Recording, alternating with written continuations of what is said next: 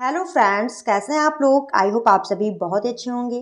स्वागत है आप सभी का हमारे यूट्यूब चैनल स्मार्ट स्टडी 101 पर और मैं हूं दिव्या वर्मा। दोस्तों, आप लोगों की बोर्ड परीक्षाएं तो स्टार्ट हो चुकी हैं। सभी लोग बढ़िया से पढ़ते रहिए और अच्छे से अपने एग्ज़ाम दीजिए। आज की वीडियो में हम लोग डिस्कस करने वाले हैं क्लास 12th का चित्रकला का क्वेश्चन पेपर। और ये वीडियो आप सभी के लिए कितनी ज़्यादा महत्वपूर्ण है आपको खुद ही पता होगा, क्योंकि कुछ दिन बाद आपका भी चित्रकला का एग्ज़ाम लगा हुआ है। बाकी वीडियो पसंद आती है तो प्लीज़ दोस्तों वीडियो को लाइक शेयर जरूर कीजिएगा। और अगर आप हमारे चैनल पर नए हो तो चैनल को सब्सक्राइब जरूर कर लीजिएगा। चलिए फिर क्वेश्चन पेपर देखते हैं। देखिए यहाँ पर वार्षिक परीक्षा 2024, तो ये 2024 का क्वेश्चन पेपर है और क्लास 12th का विषय क्या है, चित्रकला आलेखन। और यहाँ पर नोट क्या दिया हुआ है, सभी प्रश्न करने अनिवार्य हैं। आगे देखते हैं। खंड का में क्या है, वस्तुनिष्ठ प्रश्न यानी कि ऑब्जेक्टिव क्वेश्चन। तो यहाँ पर आपके ऑब्जेक्टिव क्वेश्चन हैं जो कि आपको सभी करने हैं, कोई भी छोड़ना नहीं है। पहला प्रश्न है यहाँ पर, गजगामिनी किसकी कृति है। गजगामिनी किसकी कृति है। ऑप्शन यहाँ पर एम.एफ. हुसैन, नंदलाल बोस, राजा रवि वर्मा, सभी गलत। तो इसका राइट आंसर क्या रहेगा, ऑप्शन का एम.एफ. हुसैन। गजगामिनी ये फिल्म है और किसकी है, एम.एफ. हुसैन की। एम.एफ. हुसैन की एक फिल्म और है मीनाक्षी, तो इसको भी आप लोग ध्यान रखिएगा और चाहें तो आप अपनी कॉपी में नोट कर लीजिए। मीनाक्षी भी इनकी एक फिल्म है, क्योंकि आपके पेपर में कोई भी आ सकती है। फिर अगला प्रश्न है बहुत ही महत्वपूर्ण प्रश्न, बनी ठनी किस शैली का चित्र है। बनी ठनी किस शैली का चित्र है। ऑप्शन यहाँ पर जयपुर शैली, किशनगढ़ शैली, जोधपुर शैली, सभी गलत। इसका राइट आंसर क्या रहेगा, इस क्वेश्चन का राइट आंसर ऑप्शन का किशनगढ़ शैली। बनी ठनी किस शैली का चित्र है, किशनगढ़ शैली। ध्यान रखिएगा, बहुत ही ज्यादा महत्वपूर्ण प्रश्न है। और बनी ठनी के चित्रकार कौन है, तो निहाल चंद। ध्यान रखिएगा, बनी ठनी के चित्रकार कौन है, निहाल चंद। और ये किस शैली का चित्र है, तो किशनगढ़ शैली का। बहुत ही महत्वपूर्ण प्रश्न है ये। फिर अगला आता है, निम्न में से कौन सा रंग गर्म है। निम्न में से कौन सा रंग गर्म है। ऑप्शन यहाँ पर पीला, नीला, हरा, सफेद। इसका राइट आंसर क्या रहेगा, इस क्वेश्चन का राइट आंसर ऑप्शन संख्या का पीला। पीला रंग कैसा है, गर्म रंग है, ध्यान रखिएगा। और आपका जो नीला रंग है ये कैसा है, सबसे ठंडा रंग है। हरा भी आपका ठंडा रंग है। पीला, लाल, नारंगी, मतलब जिसमें भी लाल रंग मिक्स हो वो कैसा होगा, गर्म रंग होगा। या फिर सूरज की किरणों में जो रंग पाया जाता है वो गर्म रंग है। तो सूरज की किरणों में कौन सा रंग होता है, नारंगी होता है, पीला होता है, लाल होता है। तो इस प्रकार के जो भी रंग हैं ये कैसे होंगे, गर्म रंग होंगे। आपको रटना नहीं है, मैं रटना बिल्कुल भी आपको नहीं सिखाऊंगी। ध्यान रखिए, सूरज की किरणों में जो रंग पाए जाते हैं वो गर्म रंग है। ठीक है। फिर अगला प्रश्न, किस रंग को शांति का प्रतीक माना जाता है। किस रंग को शांति का प्रतीक माना जाता है। ऑप्शन यहाँ पर काला, लाल, पीला, सफेद। इसका राइट आंसर क्या रहेगा, इस क्वेश्चन का राइट आंसर ऑप्शन का सफेद। सफेद रंग शांति का प्रतीक है, ध्यान रखिएगा। फिर अगला प्रश्न आता है, एलोरा की गुफाएं किस धर्म पर बनी हैं। एलोरा की गुफाएं किस धर्म पर बनी हैं या किस धर्म से संबंधित हैं। ऑप्शन यहाँ पर ब्राह्मण, बौद्ध और जैन, सभी। तो इसका राइट आंसर क्या रहेगा, इस क्वेश्चन का राइट आंसर ऑप्शन घ, सभी। ध्यान रखिएगा, एलोरा की गुफाएं बौद्ध, ब्राह्मण, जैन तीनों धर्मों से संबंधित हैं। और अजंता की गुफाएं, ध्यान रखिए, अजंता की गुफाएं केवल बौद्ध धर्म से संबंधित हैं। तो एलोरा की ब्राह्मण, जैन, बौद्ध तीनों धर्मों से संबंधित हैं और अजंता की गुफाएं ये केवल आपकी बौद्ध धर्म से संबंधित हैं। और अजंता और एलोरा ये दोनों गुफाएं कहाँ स्थित है, महाराष्ट्र राज्य के औरंगाबाद जिले में। तो जो मैं चीजें आपको बताती चल रही हूँ साथ में, वो भी चीजें आप लोग नोट करते रहिए। आपके पेपर में किसी भी प्रकार का कोई भी क्वेश्चन आ सकता है।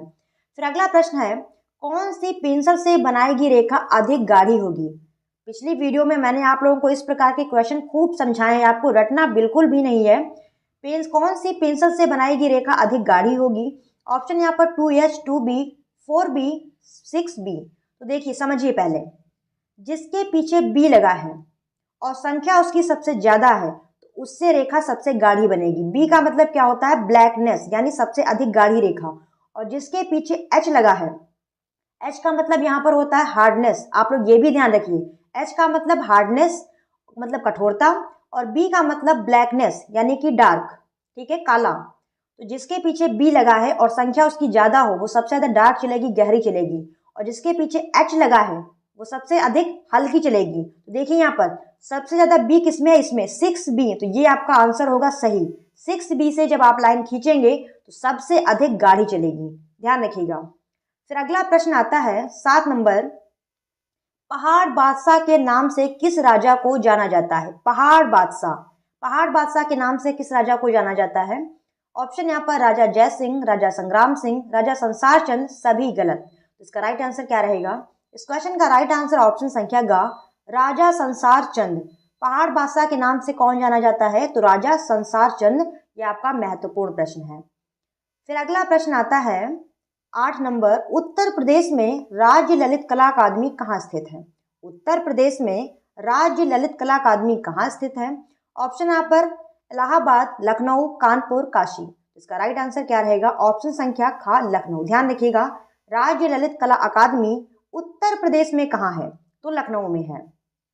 और बाकी अगर पूछा जाए ललित कला अकादमी कहाँ है, केवल लिखा हो ललित कला अकादमी कहाँ है, तो दिल्ली में है।